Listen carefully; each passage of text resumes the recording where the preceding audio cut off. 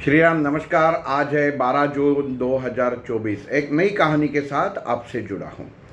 एक बंदा जो बहुत परेशान रहता था कि ऑफिस में काम कितना करना पड़ रहा है, मुझे उतना तनख्वाह भी नहीं मिलता, बॉस रोज़ मुझे इधर भगाता है उधर भगाता है, हाथ के नीचे लोग जो काम करते हैं वो ठीक से नहीं करते, मेरे कोई सुनता नहीं है, घर पे भी वही माहौल है, बीवी अच्छा तरह खाना पकाती नहीं है, बेटा सताता है, ये सब कुछ, कितना खर्चा बढ़ रहा है, कितना मैं कमाता हूँ, मेरे घर में खर्चा कितना करती है, बीवी कितना खर्चा करती है, घर का इंस्टॉलमेंट चलता है, ये सब कुछ चीज़ें लेके बंदा बहुत परेशान था कि वो सुख नाम की कोई चीज़ ही मेरी ज़िंदगी में बची नहीं। और हमेशा सोचता बैठता था मुझे मेरा अच्छा कब हो, मेरा और अच्छा कब होगा, ये करके मन की पूरी शांति गवा बैठा था।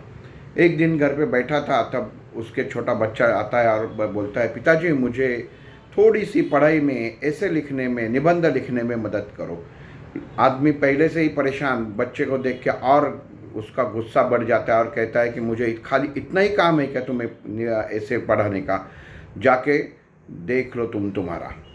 लड़का मायूस हो जाता है, अपने बेडरूम में चला जाता है, अपने रूम में चला जाता है और थोड़ी देर के बाद जैसे गुस्सा ठंडा हो जाता है, ये आदमी को मन में विचार आता है कि शायद मैंने मेरे बेटे से सही बर्ताव नहीं किया।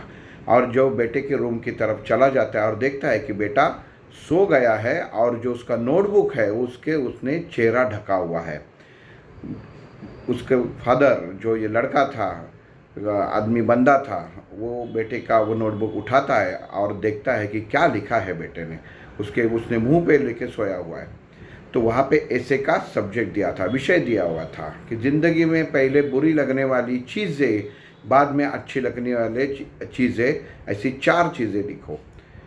वो ये आदमी भी थोड़ा सा हंस जाता है और देखता है कि बेटे ने क्या लिखा हुआ है। बेटे ने लिखा हुआ रहता है कि मुझे बहुत अच्छा लगता, मुझे लगता था कि मेरा घर स्कूल से बहुत लंबा है, इसके लिए मुझे खेलने नहीं मिलता, इसके लिए मैं बहुत दुखी था। लेकिन बाद में पता चला कि जब मेरी गाड़ी में सैर होती है तो मुझे बहुत सारे लोग दिखाई देते हैं, बहुत सारे गार्डन दिखाई देते हैं, पंछी दिखाई देते हैं, पेड़ दिखाई देते हैं और मुझे बहुत अच्छा लगता है, क्योंकि मैं आखिरी बच्चा हूँ जो बस से उतरता हूँ, मैं सब दोस्तों से टाटा बाय बाय करके आ जाता हूँ।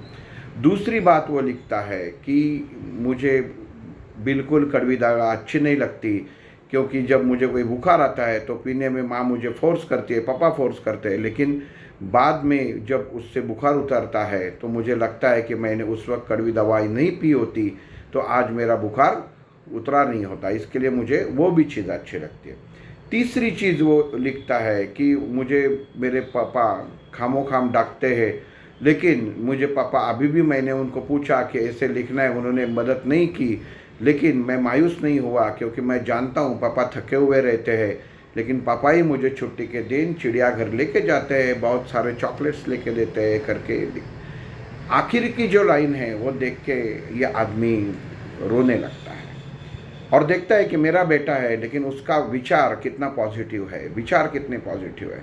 और वो मन में खुद से सोचने लगता है कि जैसे वो ऐसे में सब्जेक्ट दिया था, वैसे ये सोचने लगता है कि मैं मेरे ऑफिस में काम कर रहा हूँ, मेरे हाथ के नीचे लोग हैं, वो सताते हैं, बॉस सताता है, लेकिन मुझे काम है। बहुत सारे लोग ऐसे हैं कि जिनके पास नौकरी भी नहीं है।